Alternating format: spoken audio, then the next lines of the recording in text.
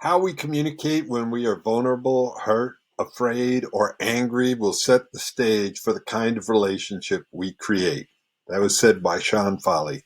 So, welcome to a conversation about how to be compassionate, connected, and courageous in your relationship during these stressful and confusing times. My name is Paul Sterling. I am a communication and intimacy coach for couples and have been for over 25 years.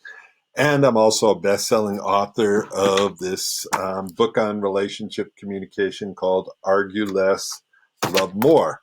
I'm locked away right now. You know, the virus, it's like our city's in lockdown like a lot of you are. But luckily, I am with my beloved, who is my best friend, my partner, and my lover. And trust me, my relationships haven't always been that way. So I want to give you some tips, tools, and techniques and how to handle it, how to be in this time. And before I do that, I want to acknowledge you for being the kind of person who's using this time to find ways to be more compassionate, more supportive, more understanding for the people you love. And relationships during the best of times can be challenging, full of misunderstandings, conflicts, upsets. And in these stressful times, the way we treat each other can either tear us apart or it can bring us together to a deeper sense of love, connection, partnership, intimacy. I'm going to give you a few tips and tools that have helped me and can help you. And at the end of the video, I am going to tell you how you can get some one-on-one support from me for your specific situation. And I'm offering a 30 to 45 minute free session for people who want some help, because that's the best way I can be of service right now. And as a mentor and a former employer of mine, Tony Robbins once told me that the quality of your relationship is based on the quality of your communication. And when that communication falls apart, so does your relationship. So in these critical times, your communication can make or break your relationship. What you say or don't say matters, and how you say it and when you say it matters even more. And yes, avoiding issues rarely makes them go away. So what I want to do is give you the big picture right now, the big picture for great relationships that keep getting better and better. Well, what the secret is to those relationships, it's easy to win and hard to lose. You both feel and express gratitude on a day-to-day basis. In miserable relationships, those where it keeps getting worse and worse, it's easy to lose and hard to win, and you take each other for granted. So when you're thinking about this big picture, I want to give you the 3 little tips that will make a big difference. Number 1, make it easy to win. Make a big deal out of small wins and pick at least 1 or 2 things you can appreciate your partner for every day. An attitude of gratitude is good for the relationship and it's great for the immune system. Number 2, one of the greatest gifts you can give your partner right now is being a compassionate listener, to listen to their fears and doubts and challenges without trying to fix them, without trying to offer them any advice, so that they feel heard, understood, and valued. And just so you know, to make it easier on you, understanding doesn't have to equal agreement. You don't have to agree with them to understand them. Just listen, feedback what you think you heard them say and what you think they're feeling and needing. So the last one, almost all communication or all emotional communication is either an act of love or a cry for help. So when they come to you in pain or fear or anger, offer them empathy first. A great question, and you can use this not only in these times of stress and trouble, but use them all the time. When somebody comes to you and they're emotional, what you can do is ask them, honey, do you want empathy? Do you want me to just listen? Or do you want some ideas? Most of the time, people will say, I want empathy. I want you to listen and not try to fix me. So here's an example. Your partner comes, goes, I am scared about the kids. They are in a different city. I don't know if they're going to be okay. Here's what not to say. Don't tell them, don't worry about it. You shouldn't feel that way. They should be fine. All of those things are just different ways of telling someone that they shouldn't feel the way they feel. That doesn't help, and it's not that compassionate. Instead, lean in and really listen, saying things like these three magic words: tell me more. I'm going to repeat this. Three magic words: tell me more. Open your heart and really listen. Then feedback what they're saying, feedback their feelings and needs and what they're saying, but make a guess at it. Like, wow, that must be really scary and hard. The kids are so far away, and you want some, or needing some reassurance that they're safe. And it must be frustrating because you're not there to help them. So simply do that. Um, those are some simple, effective communication skills. Not always easy to do, but they are simple. So when you're changing your habits and patterns, you may need some support. That is why I'm offering a chance for a 30 to 45-minute support call where we can talk about specific tips and tools for your situation. And to take advantage of that, you can go to Argue Less, Love More. Argue Less, Love More. Same thing as the title of this book, although it looks like the book ends up being backwards, but that's Argue Less, Love More.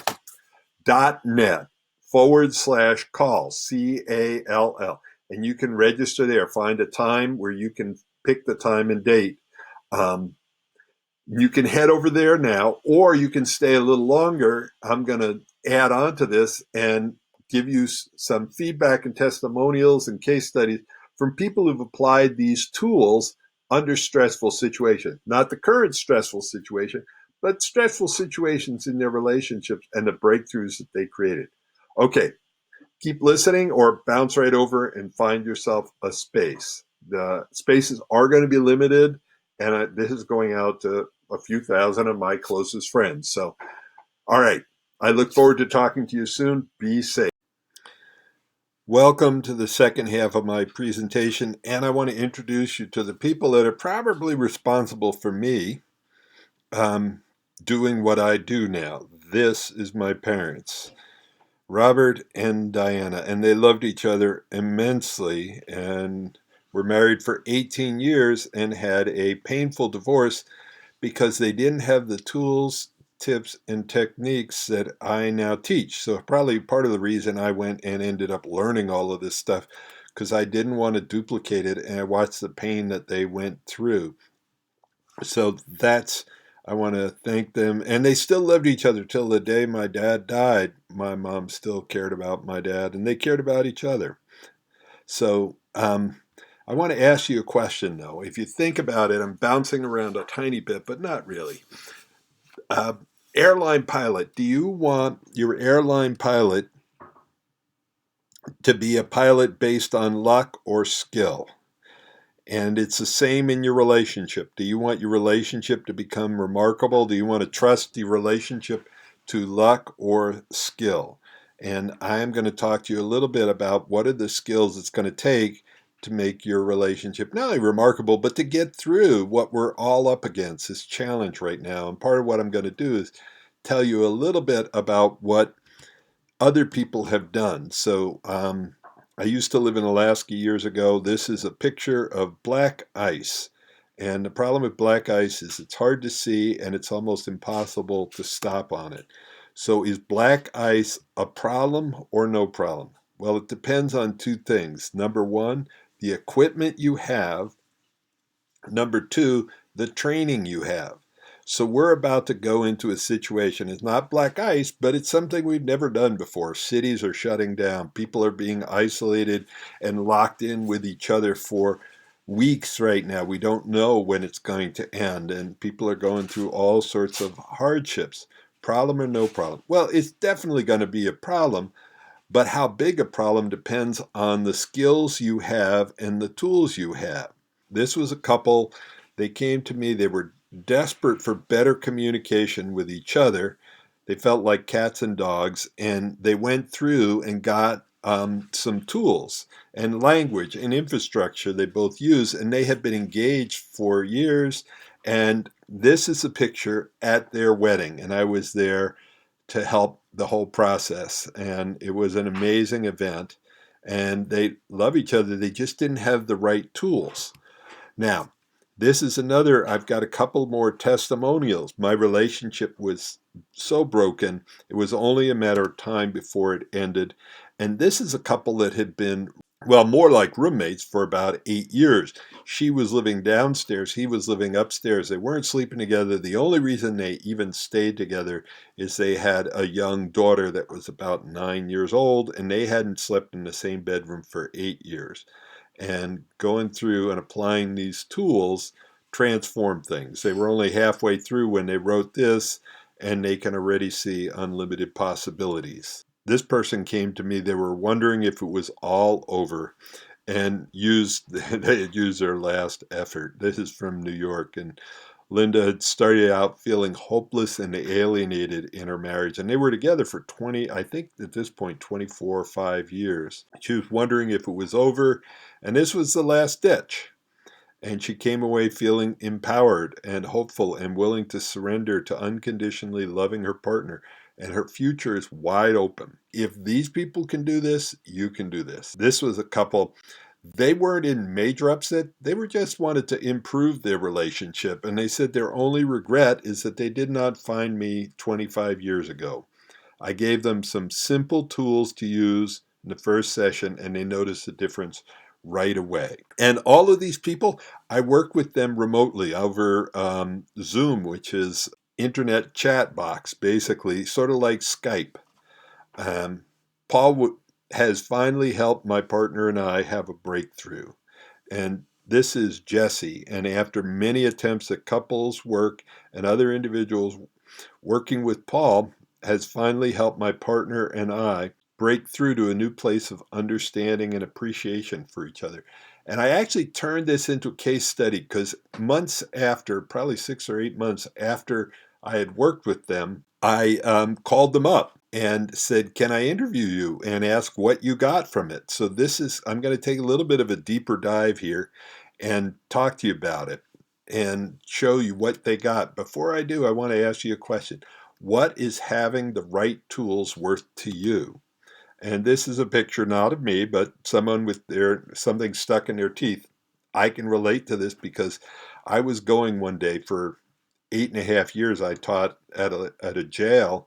I taught inmates minimum to maximum security these communication tools. So these tools are tested under pressure. And I had something stuck, a piece of bacon stuck in my teeth, and I was driving. It was an hour and a half drive. Half an hour into it, my tongue is trying to pick it out. I try my fingernails. I finally grab a business card. I'm wedging it in between my teeth. The business card gets wet, and it gets wedged between my teeth. So now I have business cards and bacon stuck in between my teeth. So I pulled over, looked around, found a toothpick. How long did it take to get the bacon and the card out with the right tool? About less than 30 seconds.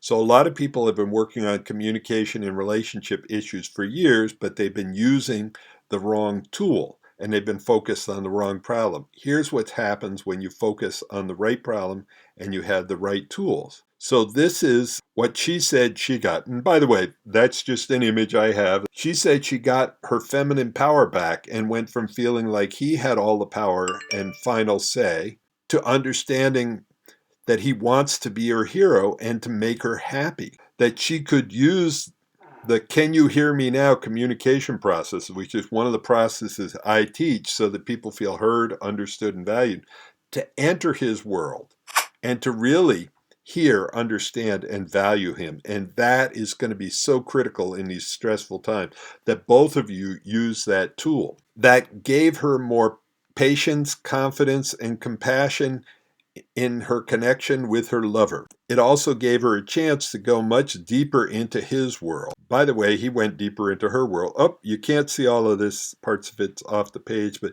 she also was able to discover which of her 7 core needs were beneath almost all of her upsets. And we'll go through the core needs.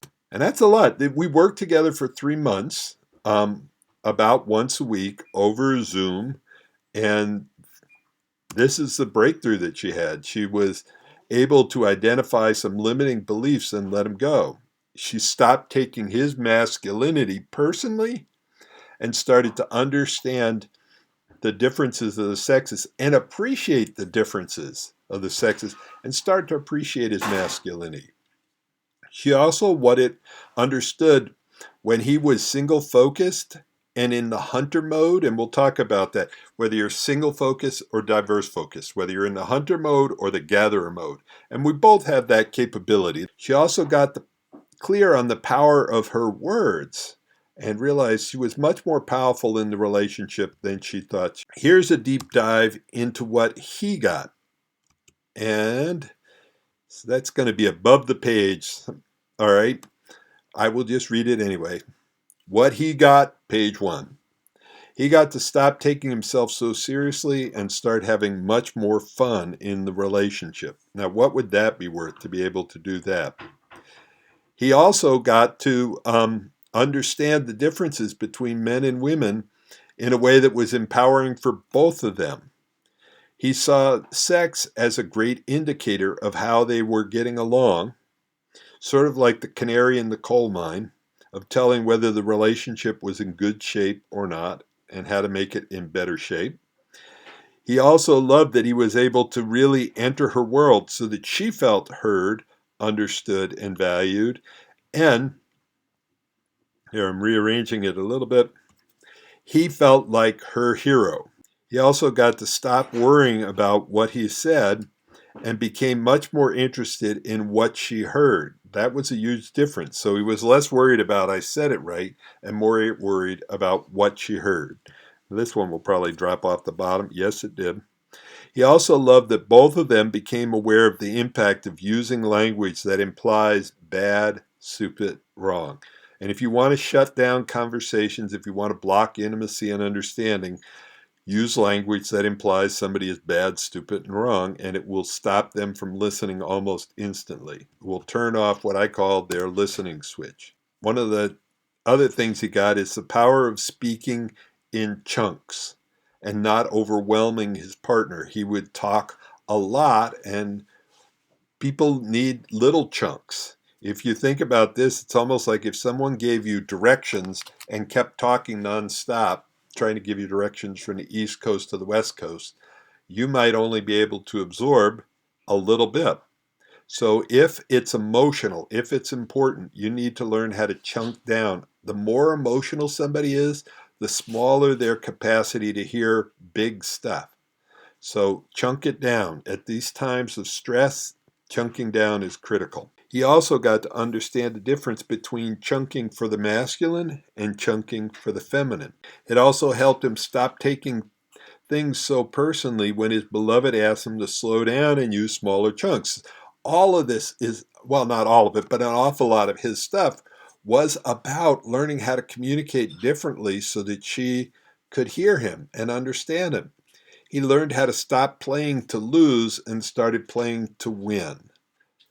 And he became a much more patient and supportive of his partner. So if all of these sound good to you, and I work with a wide variety of people, if all of these sound good to you, here's what you do. You go over to my website, which is, and let me roll this down a little bit. There you go. arguelesslovemore.net/call. It's a 30 to 45 minute free session, no charge, complimentary, and we'll go through and look at what are the tips and tools you need to make your relationship more remarkable right now. So all you do is go down to the calendar, click on a day, find out if there are any times available. So no times available. So click on the next day. There's a time at 1, 4:30, or 5.